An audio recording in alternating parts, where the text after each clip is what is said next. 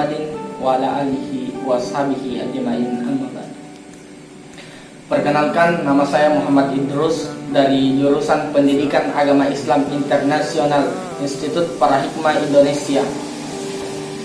Di sini saya ingin menyampaikan hasil review novel karangan dari Andrea Hirata yang berjudul Maria Makarpov, dan nilai pendidikan apa saja yang bisa kita petik, yang bisa kita ambil dari novel tersebut.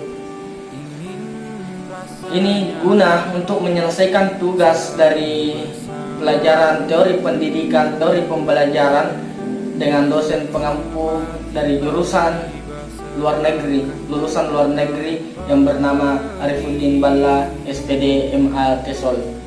Jadi sebelum kita lanjut, kita harus tahu dulu identitas buku.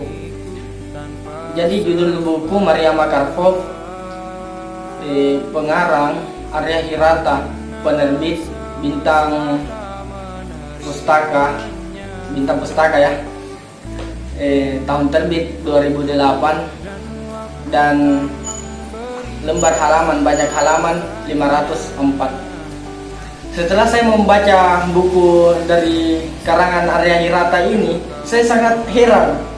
Saya bertanya-tanya, kenapa ada novel yang berjudul Maria Makarpov, akan tetapi pembahasan isi dari novel tersebut hanya sedikit saja cerita yang membahas tentang Maria Makarpov tersebut. Ini menjadi pertanyaan saya. Di situ lebih banyak menceritakan tentang seorang lelaki yang bernama Ikal, perjuangan. Di situ di dalam kisah itu, di dalam cerita dikatakan bahwa seorang lelaki yang bernama Ikal, dia berhasil menyelesaikan studinya di universitas terkenal di negara Perancis. Ini bisa kita ambil di dalam dunia pendidikan. Ini bisa kita ambil pelajaran. Bisa kita lihat sekarang banyak orang yang putus. Ini problem permasalahan pendidikan. Banyak orang yang putus dalam pendidikan karena menganggap bahwa kurang ekonomi, fasilitas dan sebagainya. Akan tetapi novel ini mengajarkan kepada kita bahwa seorang Ikal ini, dia dari kalangan bawah. Dia dari kalangan yang sangat rendah ekonominya. Akan tetapi dengan semangat juangnya, kerja kerasnya, motivasi dalam dirinya membara sehingga dia bisa menyelesaikan studi terbaik, maksudnya pendidikan baik di universitas terkenal di negara Perancis. Ini bisa kita ambil pelajaran kepada kita bahwa kita harus bersemangat, berjuang, kerja keras, berdoa kalau kita ingin mengambil dari pelajaran novel Maria Makarpov ini. Selanjutnya, di dalam novel Maria Makarpov ini itu sangat ditekankan dengan sosial budaya dalam berpendidikan. Artinya kita bisa mengambil pendidikan, meraih ilmu dari sosial dan budaya. Jadi artinya begini, di dalam novel ini mengajarkan kepada kita bahwa manusia yang paling baik adalah manusia yang bermanfaat bagi orang lain. Di dalam novel ini diceritakan bahwa seorang Ikal selalu melihat kebaikan yang terjadi pada masyarakat. Contohnya, di dalam masyarakat melakukan kebaikan, dia ambil pelajaran pada dirinya. Dia anggap itu sebagai ilmu. Selanjutnya budaya. Di dalam novel tersebut sangat dipegang teguh budaya di suatu daerah yang bernama Belitung. Pernah dikatakan di dalam novel itu ada seorang dokter gigi yang ingin membuat praktek, ingin membuat sebuah usaha praktek di Belitung tersebut. Masyarakat sangat senang. Bahkan kedatangan dokter ini sangat dianggap baik, sangat diriahkan, sangat disambut baik oleh masyarakat. Akan tetapi 2 minggu setelah membuat praktik ini, tidak ada satu orang pun yang datang untuk berobat ke dokter gigi. Karena kenapa? Karena di Belitung sangat memegang budaya. Dia percaya bahwa tidak ada satu orang pun yang bisa memegang bibir kita, memegang mulut kita kecuali mahramnya. Itu yang bisa kita ambil sebagai pendidikan. Selanjutnya, apa kekurangan dan kelebihan dari novel ini? Bagi saya, kelebihan dari novel Maria Makarovka ini adalah karakternya. Setiap karakter itu bersifat positif, baik sosial, budaya, pendidikan dan sebagainya. Sehingga kita sebagai pemudi bisa merealisasikan dalam kehidupan kita. Itu sangat baik. Selanjutnya kekurangan dari novel tersebut. Apa sih kekurangan dari novel Maria Makarovka ini? Ternyata mempunyai kekurangan. Itulah tadi kekurangannya, bahwa judulnya Maria Makarovka akan tetapi isinya tidak ada yang menjelaskan tentang Maria Makarovka. Jadi kesimpulan saja ini, langsung saya kesimpulannya bahwa di dalam novel ini itu diajarkan kepada kita sebagai pemuda untuk selalu bekerja keras, untuk selalu senantiasa bekerja keras untuk mencapai kesuksesan kita. Janganlah gengsi, karena di dalam novel ini mengajarkan kepada kita bahwa jika kita gengsi, kita akan gagal di dalam kesuksesan jika kita mengedepankan gengsi kita. Mungkin itu saja yang dapat saya sampaikan, kurang lebihnya mohon dimaafkan. Assalamualaikum warahmatullahi wabarakatuh. Terima kasih. Sebelumnya saya akan memperkenalkan diri. Perkenalkan, nama saya Nur Wahyu, mahasiswa program studi pendidikan agama Islam semester 3 Institut Paradigma Indonesia. Nah, pada video kali ini saya akan mereview sebuah buku atau sebuah novel yang berjudul Maria Makarovka, ditulis oleh seorang penulis Andrea Hirata, yang merupakan lulusan program studi Master of Science di Prancis dan Inggris. Buku Maria Makarovka ini sendiri merupakan buku keempat dari tetralogi Laskar Pelangi, dan bahkan buku Maria Makarovka ini adalah karya pamungkasnya setelah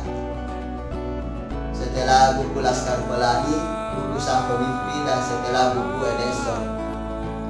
Nah, buku ini ditulis oleh Andrea Hirata dan cetakan pertamanya itu pada bulan November 2008, diterbitkan oleh penerbit Bentang. Halamannya sendiri pun mencapai 504 halaman. Buku ini menceritakan kembalinya seorang igal dari benua Eropa dan benua Afrika setelah ia menempuh perguruan tingginya atau menempuh pendidikan di sana, kembali ke kampung halamannya yaitu Pulau Belitung. Di awal cerita ia menceritakan bagaimana kehidupan sosial di Eropa maupun di Afrika, bagaimana perilaku orang Eropa dan Afrika. Hingga lanjut cerita, dia menceritakan kepulangannya dari Eropa hingga ia sampai ke kampung halamannya yaitu Pulau Belitung. Dalam buku ini banyak diceritakan watak-watak atau perilaku sahabatnya, perilaku orang-orang di kampungnya seperti Bang Zaitun. Dia ceritakan Bang Zaitun sendiri merupakan seorang penyanyi dangdut orkes yang beralih menjadi sopir bus, dan Bang Zaitun pula lah yang mengantarkan dia atau mensupiri dia dari dermaga atau pelabuhan ke kampung halamannya. Dan dia ceritakan pula dalam buku ini seperti halnya pemimpin desanya, Ketua Karmun, dan disebut dalam bukunya seorang pemimpin yang sangat tegas dan mulia. Lanjut cerita, dia menceritakan bagaimana perjuangannya terhadap untuk mencari kekasihnya atau cintanya, sebut saja namanya Ali, seorang wanita. Kalau tidak salah wanita itu suku Hopo yang dia cintai. Hingga hingga akhirnya dia menceritakan bagaimana apa-apa yang dia tempuh untuk mencari adik kekasihnya itu. Nah, pada video kali ini saya akan menghubungkan cerita Maria Karpov, tulisan dari Andrea Hirata ini, dengan teori pendidikan dan pembelajaran yang saya pelajari dan diampu oleh Sir Arif Balla MA. Seperti halnya dalam buku ini mencakup aliran pendidikan konvergensi, bisa saya katakan konvergensi, karena dalam buku ini pendidikannya itu mencakup lingkungan, mencakup pengalaman seseorang, mencakup bakat seseorang, mencakup alam. Seperti halnya ketika dia menceritakan bagaimana pengalaman Bintang, yaitu sahabat Laskar Pelanginya, menceritakan bagaimana bakat Mahar, bagaimana lingkungan di sekitarnya, dan bagaimana cerdasnya atau tegasnya seorang pemimpin di desanya. Dan dia sendiri bercerita bagaimana sifat seorang ayahnya dan sifat seorang ibunya. Nah, aliran konvergensi itu sendiri adalah aliran yang proses belajarnya mempercayai bahwasanya pembelajaran itu berasal dari bakat, bisa saja berasal dari pengalaman, bisa saja berasal dari alam, dan bisa saja berasal dari lingkungan. Dan itulah yang terjadi dalam isi buku ini. Kedua, yaitu dalam buku ini saya temukan bahwasanya teori belajar classical conditioning, yaitu teori yang mencakup 3 poin. Pertama, stimulus buatan, stimulus alami, dan adanya respon. Maksudnya ketemunya stimulus buatan dengan stimulus alami akan menghasilkan respon, disebut dengan classical conditioning. Seperti halnya dalam buku ini menceritakan bagaimana seorang ikan ketika akan membuat perahu diremehkan oleh orang-orang kampung seperti kaum bersarung, kaum Popo, kaum Melayu sendiri. Seperti halnya dia sebutkan action dan komplotannya yang meremehkan hal yang dia ingin buat, hingga akhirnya beberapa minggu dia memikirkan untuk membuat perahu itu. Maka beberapa hari kemudian dia bertemu sahabat lamanya, yaitu sahabat Laskar Pelangi, yang memberikannya semangat, memberikannya stimulus bahwasanya dia bisa membuat perahu itu.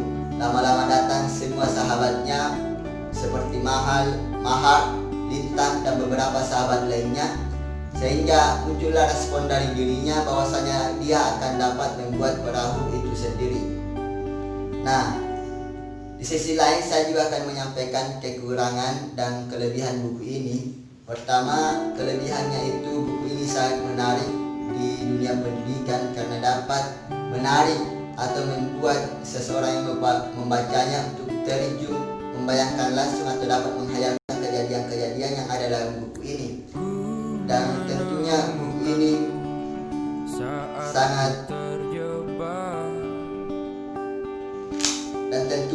ini juga menjadi inspirasi bagi seorang pemuda, terkhusus bagi saya sendiri. Kekurangannya itu ada beberapa kata atau beberapa huruf yang mungkin salah ketik, dan bahkan ada satu halaman dari buku ini yang hilang atas ceritanya. Karena hal itu mungkin kesalahan cetakan dan sebagainya. Mungkin hanya itu yang dapat saya sampaikan. Kurang dan lebihnya mohon dimaafkan. Akhirul kalam. Wassalamualaikum warahmatullahi wabarakatuh.